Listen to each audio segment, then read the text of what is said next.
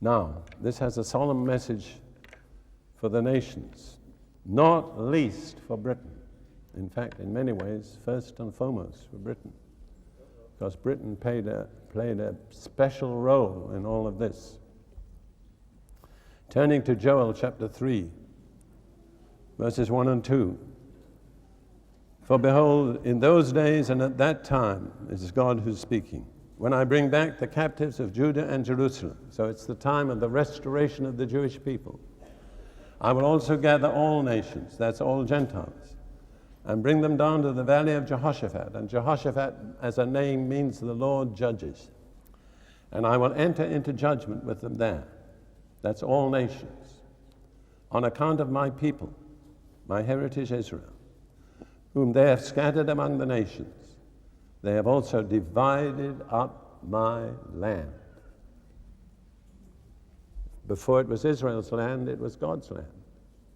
God gave it to Israel. What's the modern political word for dividing up the land? Partition, that's right. So God is going to judge the nations that have partitioned his land. Top of the list is Britain. At the end of World War I,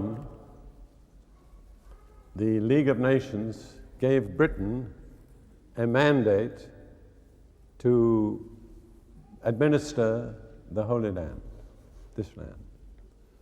And their specific mandate was to create a national home for the Jewish people. That was about 1919. In 1922, Winston Churchill, who was then Home Secretary, with one stroke of the British pen, created an Arab nation, which was called then Transjordan, it's now called Jordan, by which he assigned approximately 75% of the total area allotted to Israel. And in that land of Jordan, no Jew is permitted to live. Whereas in the land assigned to Israel, every Arab is perfectly free to live if he wants. So here is the Jewish people ending up with 25% approximately of what was supposed to be assigned to them. Then after World War II, the United Nations voted to partition, and they took approximately 12%, a further 12%, and gave it to Israel. So instead of getting 100%, they ended up with 12%. Who was responsible? Britain. Now, after that, as you know, the United Nations voted to give Israel a state of their own. I was an eyewitness. I was living there in that time. I was British. I'd been discharged from the British forces. I had access to a certain amount of information. Now, the British government under, what was his name? Anyhow, never mind. The Home Secretary was Bevin.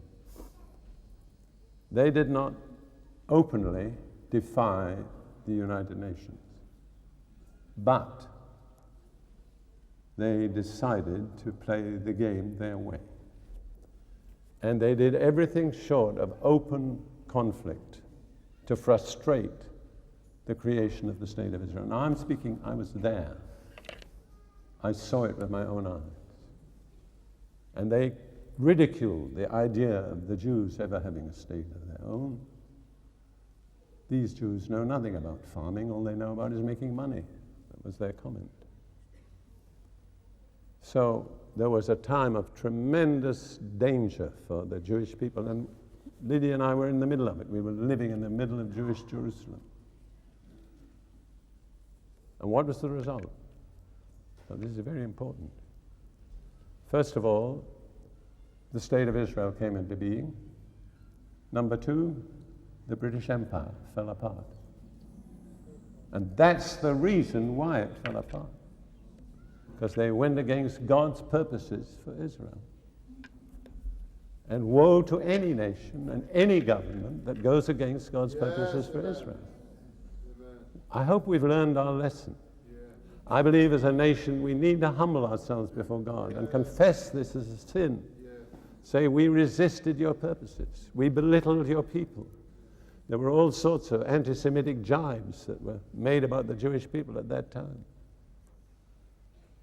But you see, no nation, no matter how powerful, how wealthy, can go against God's purposes and prosper.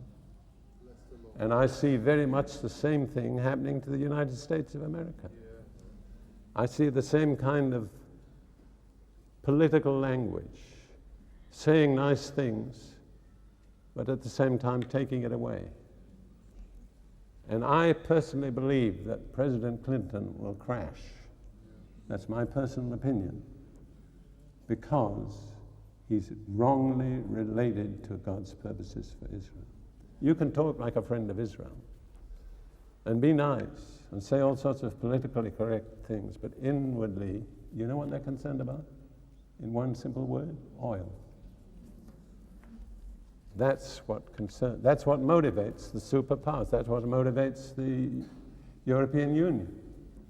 Oil. Israel has no oil to offer, apparently. So we'll say nice things, we'll talk politically correct, we'll use democratic language, but at the same time, let's take care of our pocketbooks. Well, that's the way it's been.